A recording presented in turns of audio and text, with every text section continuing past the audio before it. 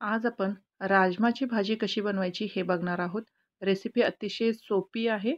चवीला सुद्धा खूप छान लागते. रेसिपी तुम्ही शेवटपर्यंत नक्की बघा. हाय, मी संजना. संजना रेसिपीजमध्ये तुमचं सगळ्यांचं स्वागत करते. चला तर पटकन भाजीला सुरुवात करूयात. मी इथं 1 वाटी राजमा घेतलेला आहे. हा राजमा कोणत्याही किराणा मालाच्या दुकानामध्ये सहज उपलब्ध होतो. हे स्वच्छ निवडून घ्यायचं आहे आणि एका भांड्यामध्ये घालून हे मी 1 ते 2 वेळा स्वच्छ धुवून घेणार आहे.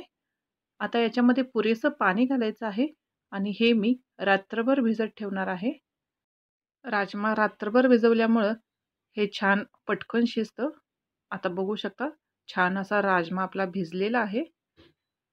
आता मी यातलं पाणी काढणार आहे.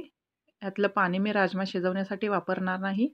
इथे एक कुकरचं भांडं घेतलेलं आहे. कुकरच्या भांड्यामध्ये फक्त राजमा घेणार आहे.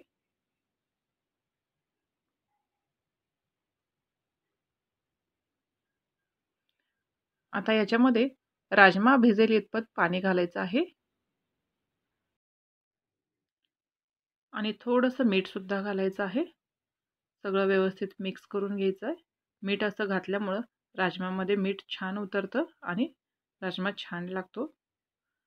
आता हे कुकरमध्ये घालून याच्या 3 ते 4 शिट्ट्या काढून घ्यायच्या आहेत.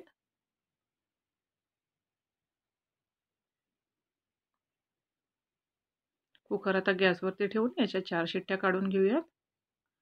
इकडे कुकर होतोय तोपर्यंत मी इकडं 3 टोमॅटो आणि 2 कांदे रफली कट करून घेणार आहे. आपल्याला रफलीच कट करायचं आहे. हे आपण पेस्ट बनवून घेणार आहोत.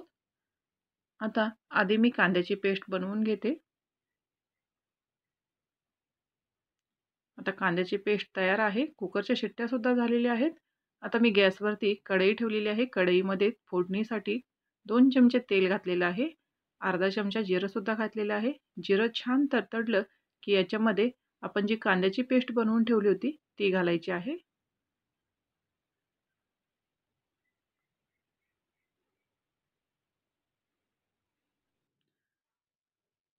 आता हे 1 मिनिट छान असं परतून घेऊयात तेलामध्ये.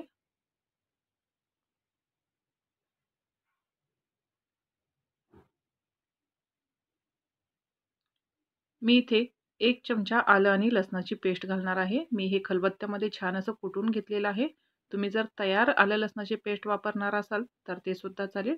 कांदा परतून होतोय तोपर्यंत मी टोमॅटोची प्युरीसुद्धा बनवून घेतलेली आहे. 3 टोमॅटो घेतले होते त्याची मिक्सरला प्युरी बनवून घेतलेली आहे. ती सुद्धा घालायची आहे आणि छान असं परतून घ्यायचं आहे.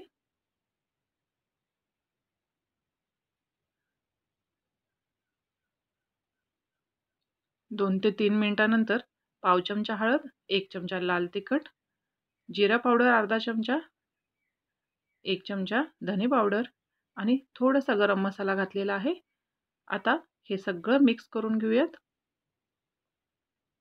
आणि या मिश्रणाला तेल सुटेपर्यंत आपण हे मिश्रण परतून घ्यायचं आहे.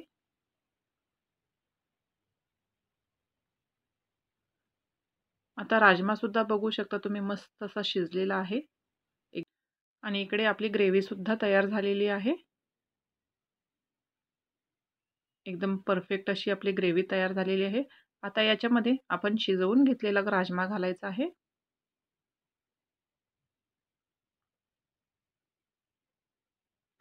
चवीनुसार मीठ घालायचं आहे. लक्षात ठेवायचं आहे मीठ आपण राजमामध्ये सुद्धा घातलेलं आहे. त्यामुळं बेतानेच मीठ घालायचं आहे. आता हे सगळं व्यवस्थित मिक्स करून घ्यायचं आणि याला 5 मिनिटं छान असं शिजवून घ्यायचं आहे. बघू शकता मस्त अशी कन्सिस्टन्सी तयार झालेली आहे भाजीची. 5 मिनिटं भाजी छान अशी शिजलेली आहे. आता याच्यामध्ये एकदम बारीक चिरलेली कोथिंबीर घालायची आहे. तुम्ही कसुरी मेथी सुद्धा घालू शकता. त्याच्यामुळे सुद्धा भाजीला छान टेस्ट येते. आता मिक्स करून घेऊयात. भाजी खाण्यासाठी एकदम परफेक्ट आहे. भाताबरोबर सुद्धा ही भाजी खूप छान लागते आणि चपातीबरोबर सुद्धा ही भाजी खूप छान लागते. रेसिपी जर आवडली असेल तर कमेंट बॉक्समध्ये नक्की कळवा. तुम्ही कशी रेसिपी बनवता हे सुद्धा मला कमेंट करून कळवा. चॅनलवर जर नवीन असाल तर चॅनलला सुद्धा प्लीज सबस्क्राईब करा, लाईक करा आणि शेअरसुद्धा करा. परत भेटू एक नवीन रेसिपी घेऊन. तोपर्यंत बाय.